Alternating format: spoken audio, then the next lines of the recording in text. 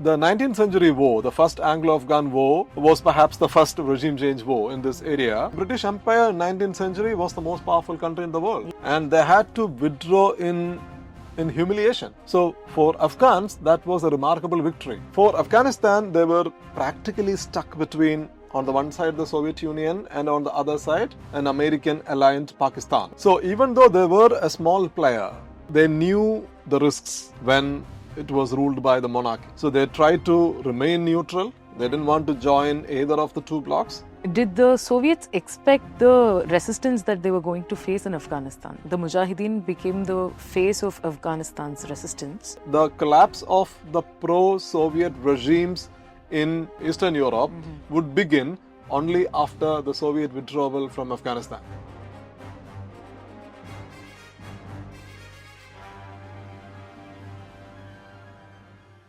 For over 2 centuries, Afghanistan has stood at the fault line of global power, where empires clash, ideologies collide, and history repeats itself. In the 19th century, it was the British and the Russians locked in the Great Game, each trying to outmaneuver the other in Central Asia. Then came the Soviets in 1979, determined to secure their influence but drawn into a war that reshaped the Cold War. The Americans, arming the Mujahedin, thought that they were scripting a victory. Instead, they unleashed forces that would outlive the conflict and return to haunt them. In this episode of Global Faultlines, we trace Afghanistan's journey from imperial rivalry to modern warfare and ask why every global power that enters this land ends up entangled in its history.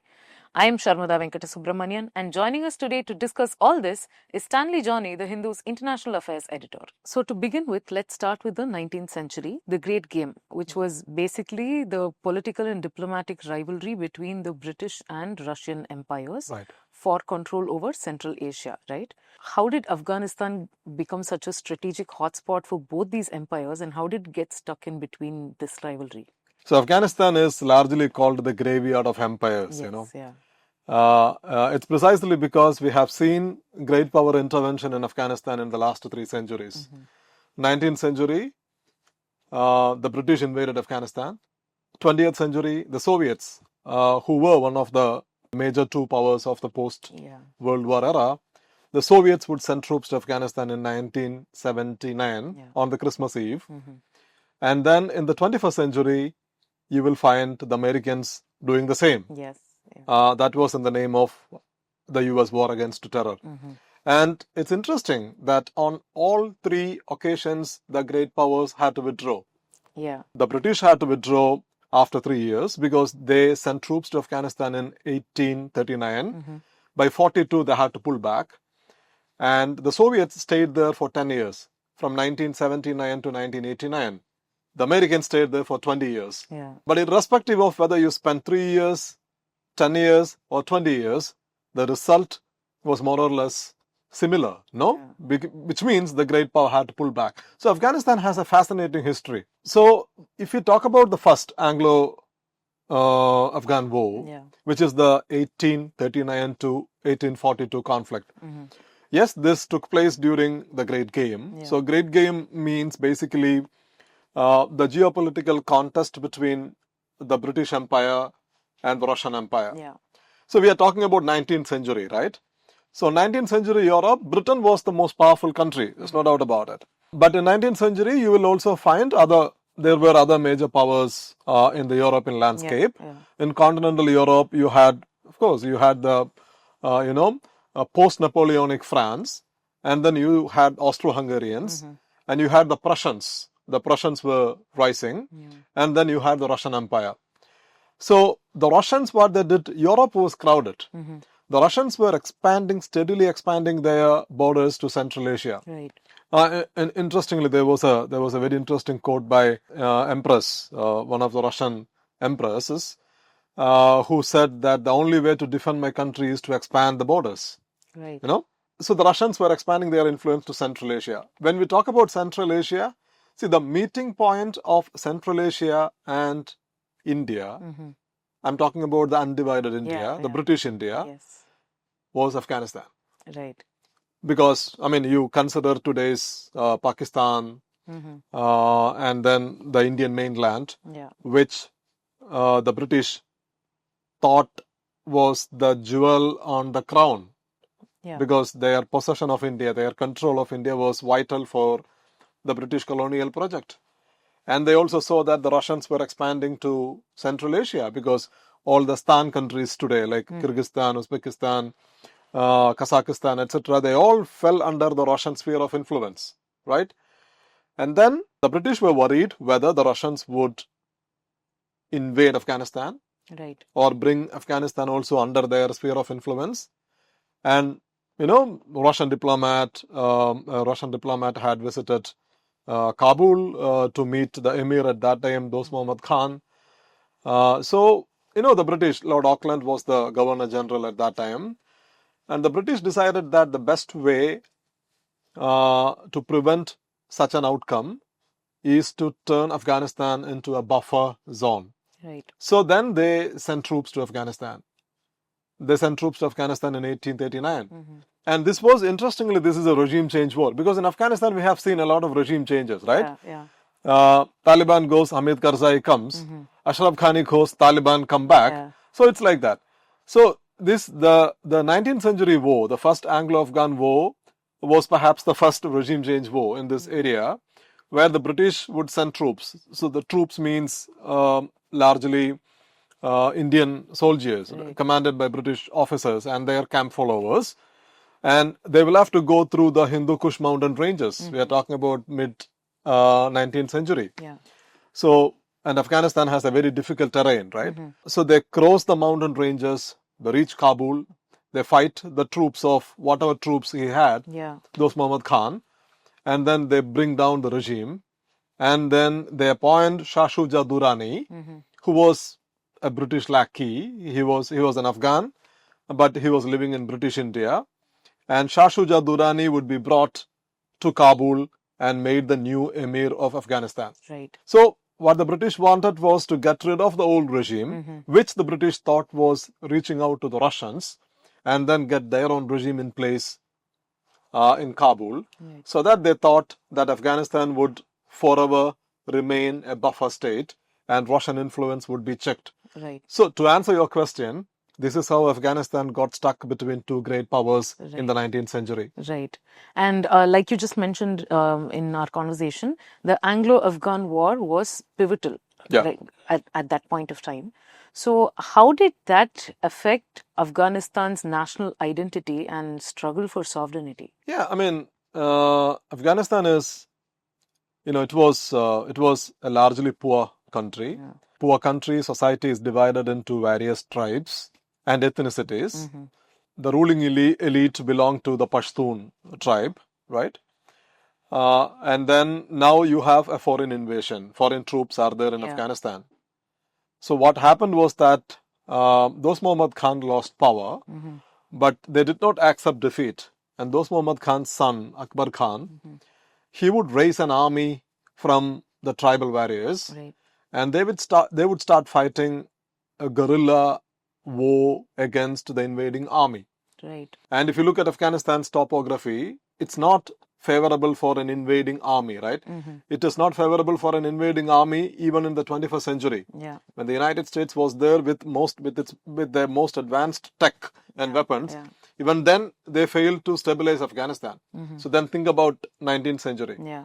So the topography favors the local guerrilla, not the invading army. The local guerrilla knows Afghanistan. So what Akbar Khan did was to continue to fight, attack the British troops, making it unsustainable for the British to continue their occupation, right? So in 3 years, in the face of continuous attacks by guerrilla attacks by the warriors, eventually the British decided to pull back. Right. But the problem here is that they had to pull back through the same way they got in. Okay. They have to cross the mountain ranges. There is no other way. Yeah, yeah. When they came here, they came with all the strength. Right. Right. When they were going back, they are actually pulling back in the face of incessant attacks by their enemy. So Akbar Khan's troops were actually waiting, and they ambushed the British soldiers. Right. And they killed thousands of them. British troops, the entire British Indian troops, and their camp followers were massacred while they were withdrawing from Afghanistan at the end of the First Anglo-Saxon War. There is a famous painting by Elizabeth Butler. It's called The Remnants of the Army, that shows basically one medic who survived the war is making it to the fort in Ghazni. So he is sitting on a horse, and the horse is almost dead. And the man is also completely broken. You can see that in the painting. So that depicts what the British had to go through. William Dalrymple has also written an excellent book about this particular episode. It's called The Return of the King. So this is about the first Anglo-Afghan war, So British Empire in 19th century was the most powerful country in the world. And they had to withdraw in humiliation. So for Afghans, that was a remarkable victory, So their tribal warriors basically brought the mighty British Empire to its knees. So that's a remarkable victory for the Afghans. And Dost Muhammad Khan's regime would be reinstated in Kabul, right? So the British came here for a regime change. They pushed the British out. Think about the impact this will have over the Afghan national identity. But this would not be the end of the war, because the British would attack Afghanistan again. They would try to tame Afghanistan, and they would never be able to take the whole Afghanistan under their control. So this is a prolonged period. And then in the early 20th century, the British will withdraw. And then there is a monarch called Amanullah Khan who would consolidate power in Afghanistan and re-establish the monarchy as a very powerful political system. And he would also, he would start modernizing the state. He would implement reforms. So the Afghan monarchy, which would continue to be in place until 1973.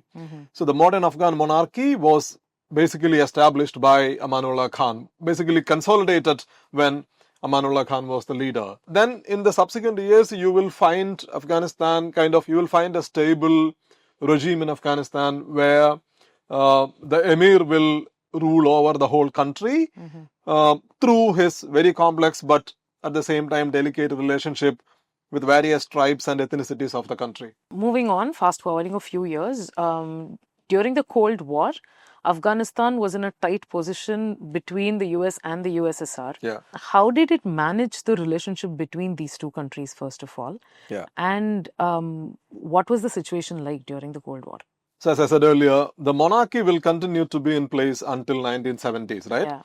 To understand how Afghanistan was managing between the great powers. So Afghanistan, it was a minor player. We should understand that. It's not a major, big player, right? And if you look at the Cold War in South Asia, in this particular part of the region, Afghanistan knew that Afghanistan was in a very vulnerable position because Afghanistan shared border with the Soviet Union. Uzbekistan, Tajikistan, they all are now part of the Soviet Union. In the 19th century, they were part of the Russian Empire. Now they are part of the Soviet Union. And they are also Muslim majority regions, right? They are Muslim majority region and they are ruled by communist parties and they are part of the Soviet Union. So Afghanistan knew that the Americans would not like any kind of spillover of the Soviet communism into Afghanistan. And Afghanistan shares border with Pakistan. Pakistan is an American ally. Pakistan is a very close American ally during the Cold War. Pakistan was a treaty ally of the United States in Central Asian Treaty Organization, or SEATO, Southeast Asian Treaty Organization. So they were a treaty ally of the United States. They were something like, CENTO and SEATO were American-led alliance systems. So Pakistan was a member. So for Afghanistan, they were practically stuck between, on the one side, the Soviet Union, and on the other side, an American aligned Pakistan.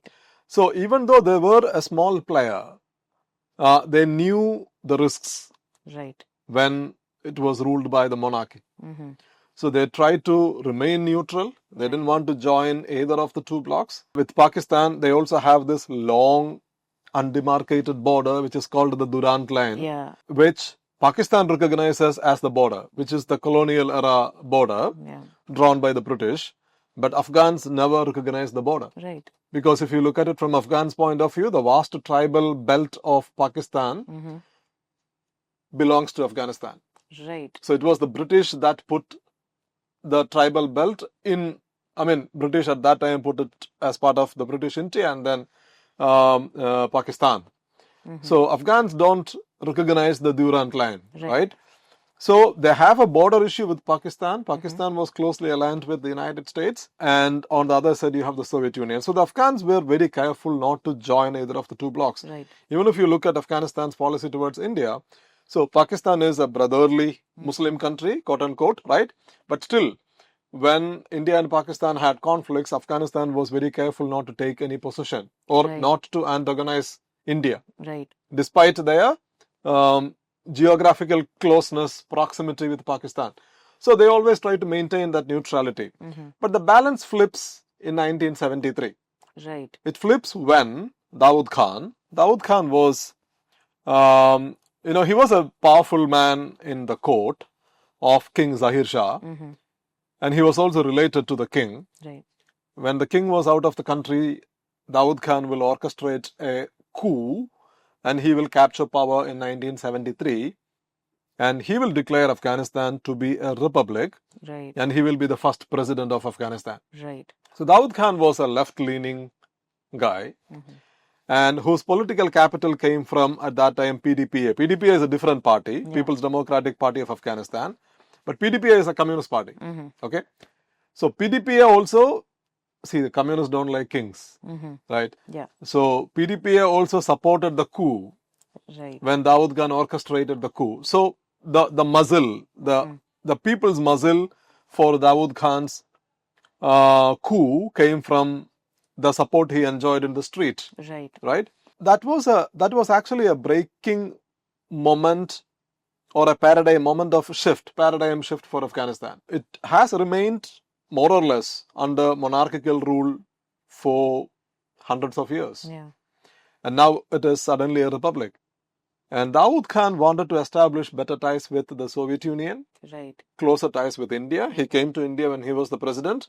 And he had taken a much more aggressive position towards Pakistan. Right.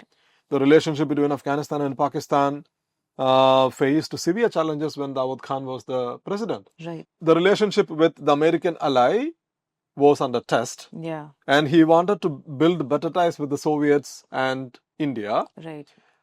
So that kind of flipped to the balance which the monarchy had maintained. And then in 1978, the communists would take over power in Afghanistan. Yes, but how did that happen? Because like you mentioned, if they were, in good ties with the Soviets. Initially they were. Yeah, so in 1979, there was the Soviet invasion of Afghanistan. Yeah. What forced them to do that? What internal or external pressures led to this?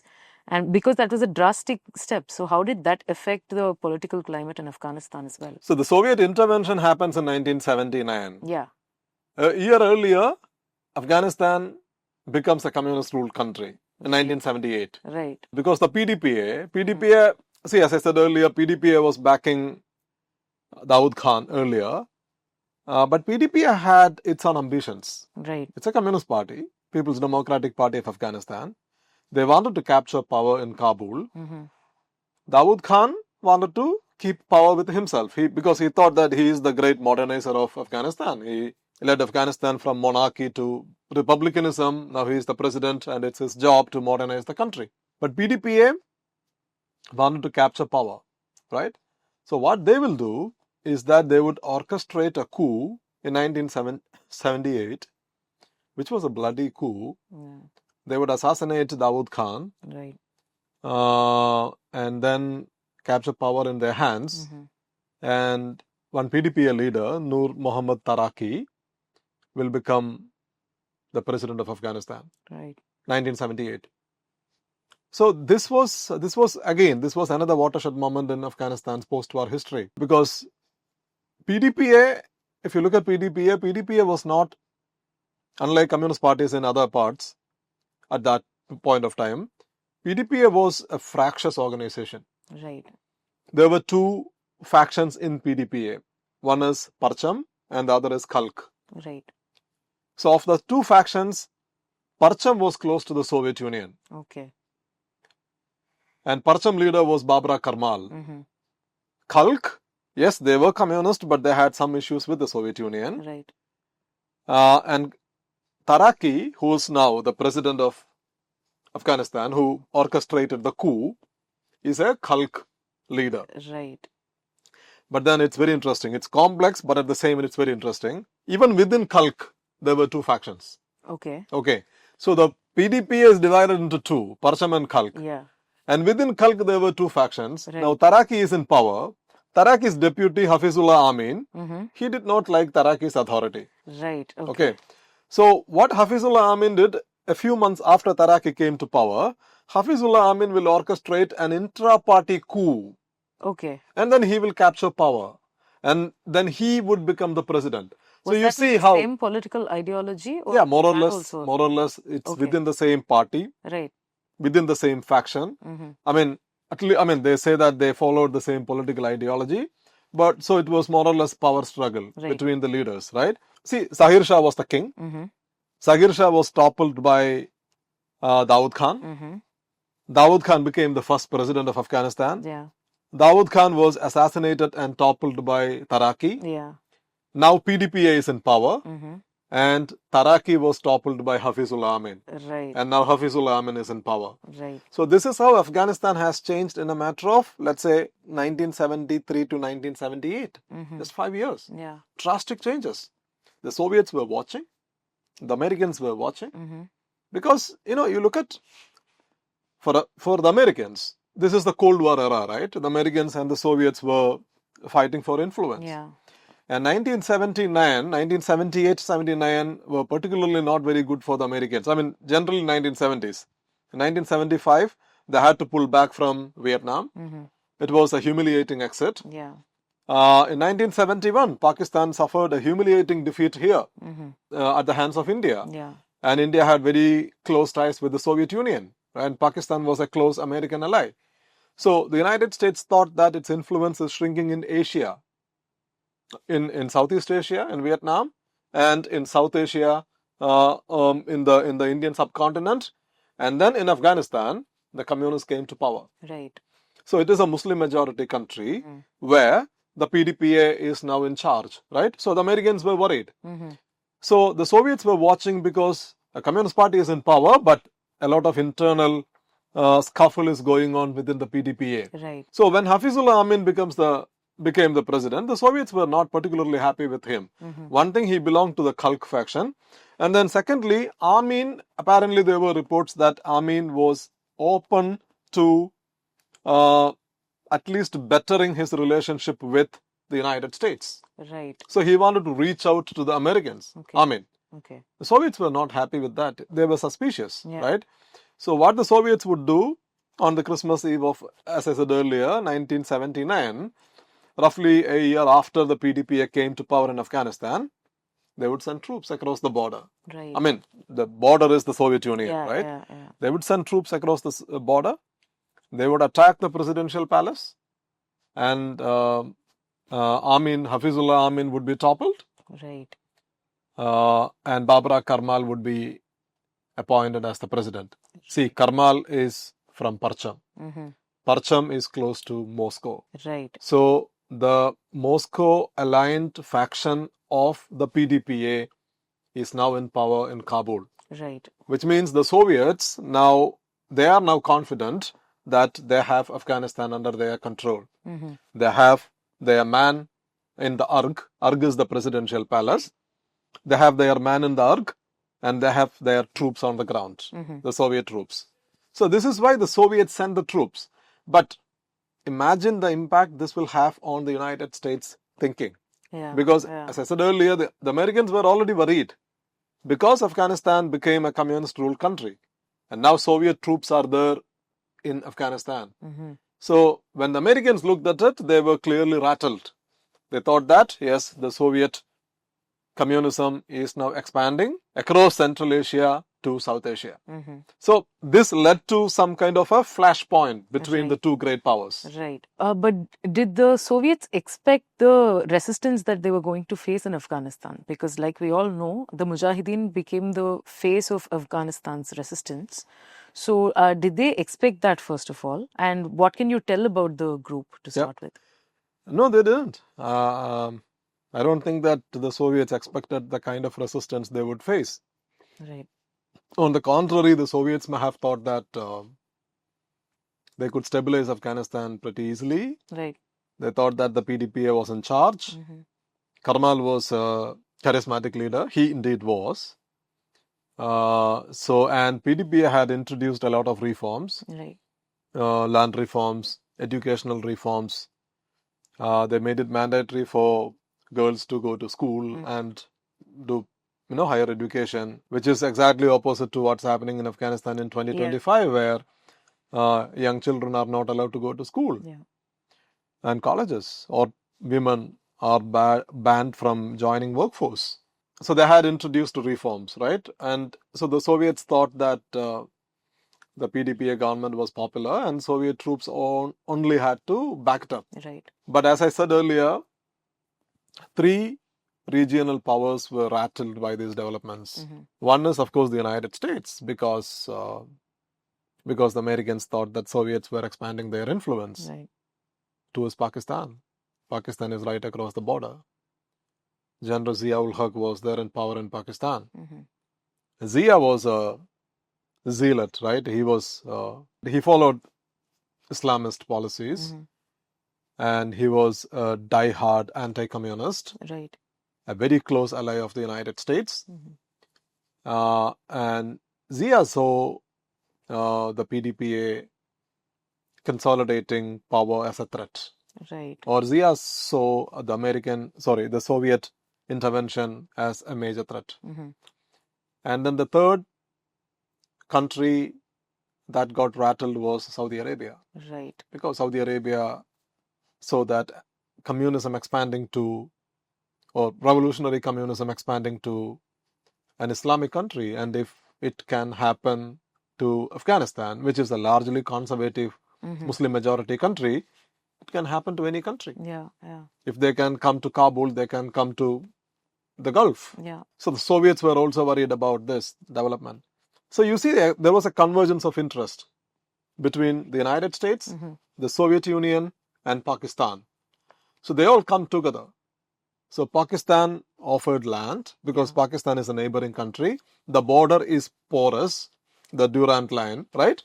It's not properly manned, and the Pakistan and Afghanistan's tribal region basically, it's spread across the border, straddling the international border. Right. So Pakistan provided land. The Americans provided training. CIA was directly involved in training the Mujahedin. Yeah. And the Saudis provided money. The So how petrodollars. did this international support from these 3 countries particularly tilt the outcome of this? So, these 3 countries were enough at that point of time, because if you look at the early dynamics, the war, because there was some kind of resistance within Afghanistan towards the PDPA, that would lead to violence, and then a result of the violence was thousands of refugees fleeing the country and moving to Pakistan. Right. So there were, thousands of Afghan refugees living in Pakistan's tribal areas. So they were provided money, weapons, and training by the CIA and ISI. Right. And the Saudis. Interestingly, there is a video which is still available on YouTube now, where Zbigniew Brzezinski, who was the national security advisor of Jimmy Carter. So Carter was, Carter, who was a visionary president, but the support for the Afghan Mujahedin actually was an idea of President Jimmy Carter. Right. Okay. And Reagan doubled down on it. Okay.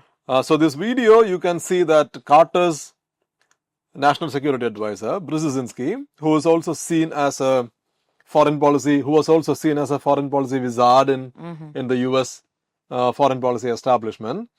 Brzezinski is addressing a group of Afghan refugees in Pakistan, and he is telling them that land is yours. Okay. Those mosques are yours. So they can't, they means he is actually referring to the communists, the godless communists. They can't stop you from offering your prayers at your mosques. So the day will come when you will cross the border, go there and fight for your land, fight for your homes, and fight for your mosques. Right. And it's interesting, an American national security advisor is telling Afghan refugees that you will fight your jihad. So the Americans and the Saudis, everybody, they were supporting them. So that's how the Mujahideen, the armed Mujahideen resistance was beginning. Right. And there were different Mujahideen factions inside Afghanistan, different ethnic factions as well. The Tajiks, the Uzbeks, the Hazaras, they all will join this combined anti-Soviet, anti-communist resistance, anti-PDP resistance. In the United States, once Reagan became the president after Carter, and Reagan will double down on this strategy, Reagan will start supplying Stinger missiles, which the Mujahideen will use to shoot down the Soviet aircraft. Right. The Soviets lost their air superiority after the United States started supplying them these missiles. So, see, the 10-year period, the Soviets perhaps thought that they could wrap up the conflict, or they could basically bolster the regime and pull back. Yeah. That never happened. Yeah. They got stuck in Afghanistan. They got stuck in Afghanistan for years and years. Yeah. And they kept losing soldiers. They kept losing soldiers. They kept losing their aircraft. So over the years, it became unsustainable for the Soviets to continue their military presence in Afghanistan. Right. And on the other side, there were different Mujahideen factions that grew in strength. So by 1989, at that time, Soviet Union also had a new leadership, Mikhail Gorbachev, because it was Brezhnev who sustained the military intervention in Afghanistan. Brezhnev will go. Gorbachev will become the General Secretary of the Soviet Communist Party. And Gorbachev took a fresh look at the whole conflict because he was seen as a reformer at home, right? He was implementing economic and political reforms at home within the Soviet Union. And he also saw that and Soviet economy was also in trouble because of the oil crisis. So he thought that continuing the military presence in Afghanistan would be calamitous both for Afghanistan and the Soviet Union. Right. And Gorbachev decided to pull back the troops. Okay. And in early 1989, the Soviet troops will start pulling back. Yeah. But the general impression is that, and Afghanistan has this history of the British pulling back in 1942, right? So Soviet Union was a superpower. So now you have another example of another great power which went into Afghanistan to prop up the communist regime. And in the face of resistance, armed resistance by the Mujahideen, yes, of course, they were backed by the Americans and the Pakistanis, that's correct. But still, the actual resistance took place within Afghan soil by the Mujahideen fighters. So in the face of the resistance by Mujahideen, the mighty Soviet Red Army, the Red Army that defeated Hitler, had to pull back. Right. So it had a huge psychological impact on both the Soviets and Afghans. It lifted the morale of the Mujahideen on the one side, and on the other side, it was a massive setback for the Soviets. And it's interesting that the collapse of the pro-Soviet regimes in Europe, in Eastern Europe, would begin only after the Soviet withdrawal from Afghanistan. Right. In the same year. Right. First, it would start with the collapse of the Berlin Wall, and then other countries in Eastern Europe. Right. Yeah. Like you mentioned, in 1989, the Soviets will withdraw from Afghanistan. But even after that, there was no peace. The country quickly spiraled into a civil war. Correct. So what was all that about? What was the political situation there like? Yeah, there was no peace because, even when the Soviets withdrew, 1989, the PDPA was still in power. Right. Mohammad Najibullah was the president. So the Soviet withdrawal was a main setback to Najibullah. There's no doubt about it. Because the Mujahideen was very powerful. They were controlling swaths of territory. Right. May not be main city centers, but the region on the Afghan border, the tribal regions. So they were controlling huge swaths of territories in Afghanistan. But even after the Soviet troops withdrew, Soviet Union was there. Yeah. And Soviet Union continued to provide support, financial and military support to the regime of Najibullah, the PDPA government. Yeah. So PDPA faced military setback, but they continued to cling on to power thanks to the support they were getting from the Soviet Union. Right. From 1989 till 1991. What happened in 1991? The Soviet Union is gone. Yeah. So which means this pipeline has now run dry. Right. No support is coming from Moscow. After the collapse of the Soviet Union, the successor state, which was Russia, Russian Federation, the successor state was in great chaos and crisis, right? Russian ruble had collapsed because, suddenly Russians woke up to a new reality. Russia was in a free fall. It was in a 10-year-long strategic retreat, Russia. So there was nobody to help the PDPA government. So once the Soviet Union collapsed, the fate of the PDPA was actually written. Right. It was only a matter of time before the regime fell. It will take one more year. I mean, to many people's surprise, in 1992, PDPA will collapse because once the Soviet Union is gone, the Mujahedin will start, mobilizing more troops. So at this time, there were multiple factions, right? The main Mujahedin faction was led by this man called Burhanuddin Rabbani. Right. And then you had someone called Dostum, who's an Uzbek commander.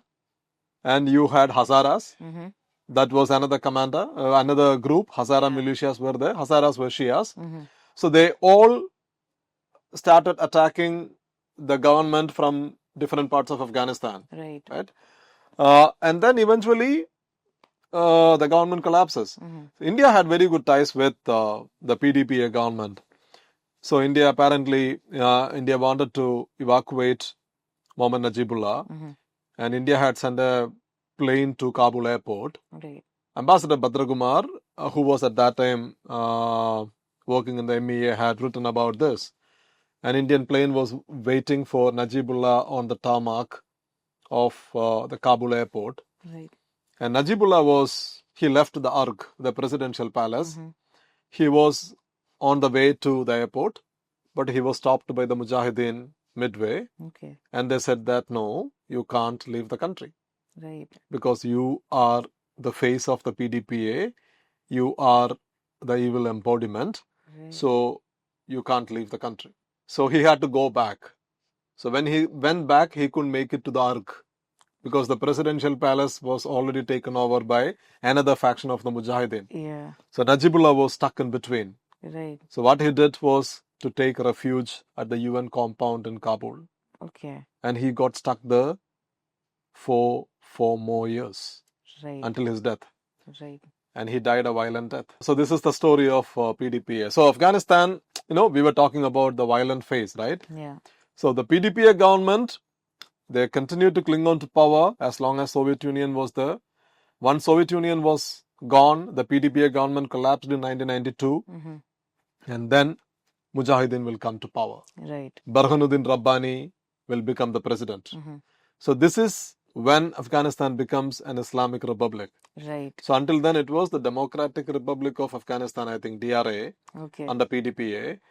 And PDPA in its last phase PDPA would change its name, and Najibullah would try to appeal to the Islamists. This is only for survival. He thought that the country's mood was shifting, so he had to some kind of make a deal with the Islamists. But that didn't help. Right. Eventually, the Mujahedin will take over power, and Rabbani. Initially, I think there was an interim leader as part of an agreement brokered by the Pakistanis. It's called the Islamabad Agreement.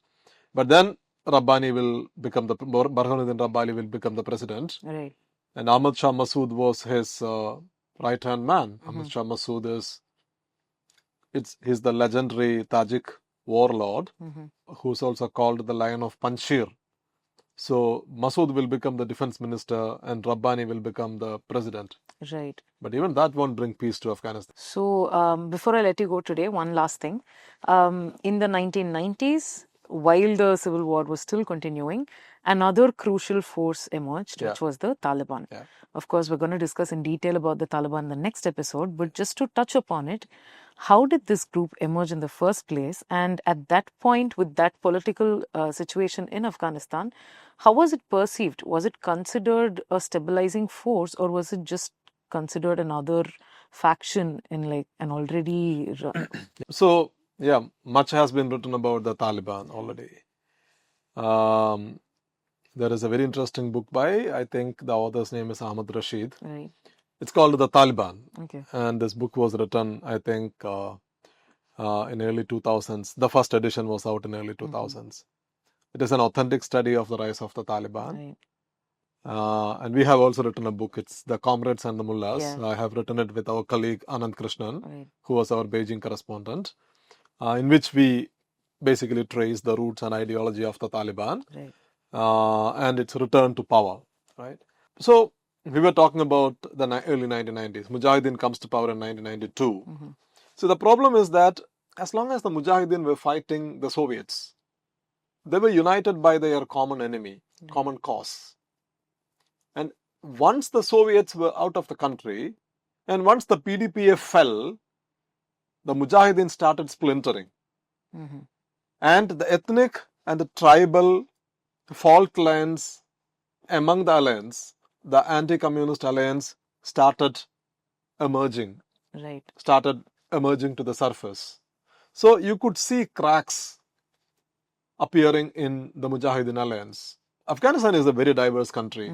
That we have to re-emphasize that. Afghanistan appears to be a homogeneous Islamic country. It's not. Right.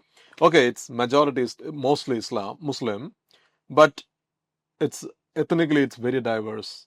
I think the largest ethnic group is Pashtuns, and then you have Tajiks, and then you have Uzbeks, then you have Hazaras, and then you have other minorities. It's a very diverse country. And during the anti-Soviet jihad, each group had their own militias. Right. Tajiks had their own militia, which was a very powerful and influential militia. Pashtun had their own militia. Yeah. And the Uzbeks had different groups, right?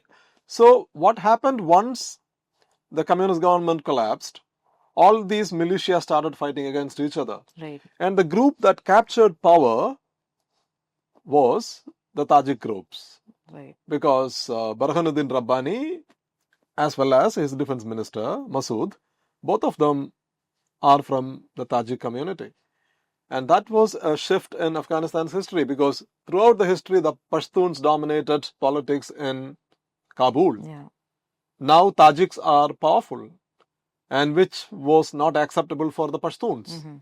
And Pashtun, at that time, the main Pashtun warlord was this man called Kulbuddin Hukmatiyar. Right. And he's also called the Butcher of Kabul. Okay. And he was backed by the Pakistanis. Right. So throughout this period when Rabbani was the president, Hukmatiyar will continue to attack Kabul. He will shell Kabul from the outskirts of the city, from the regions that he captured. Right. So that's why he is called the Butcher of Kabul. I think he is still around in Afghanistan. So, one outcome was that Afghanistan was in complete disarray. Right. Chaos. There was no order at all. Kabul was controlled by the Tajiks, but some other parts were controlled by other militiamen. So there was no order at all. So think about the ordinary Afghans, right? Yeah. Yeah. So there were interesting stories, anecdotes about the rise of the Taliban. I don't know whether all of them are true. Yeah. Yeah. Ahmad Rashid writes about an account in his book.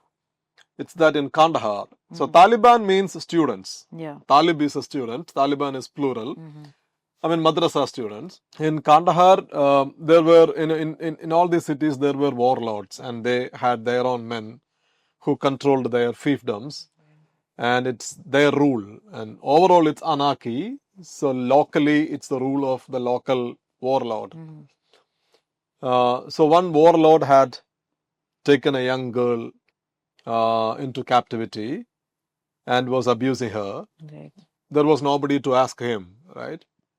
So they sought the help of the Talibs. Right. And their leader was a preacher called Mullah Omar.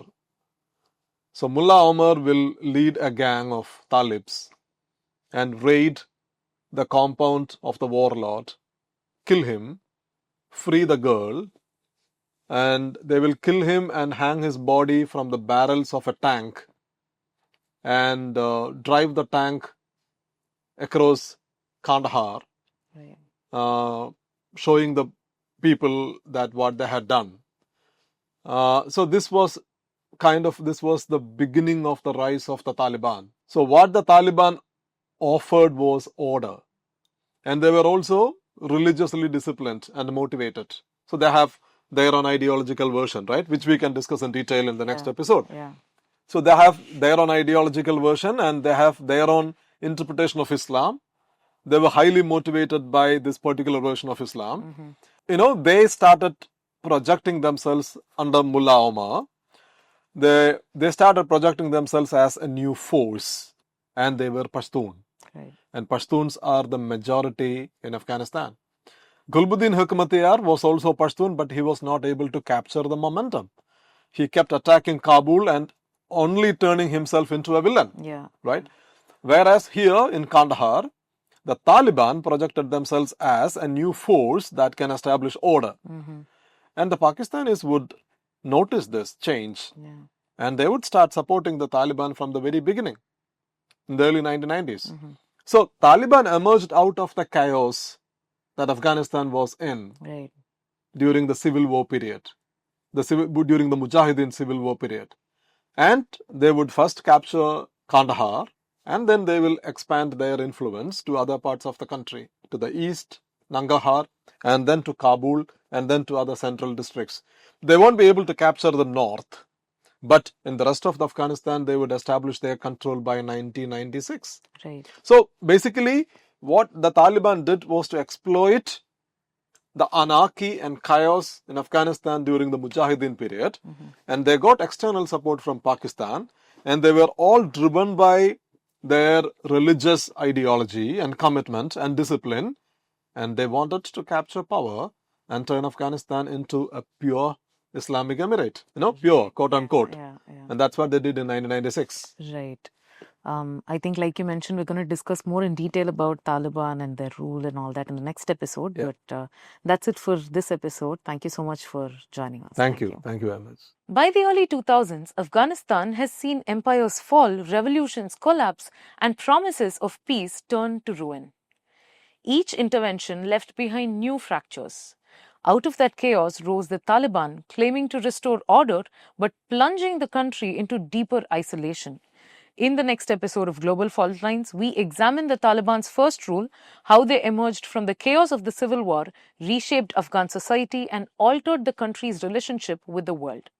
This is Global Faultlines, the Hindu's international affairs podcast, and I am Sharmada Venkatasubramanian. Thanks for tuning in.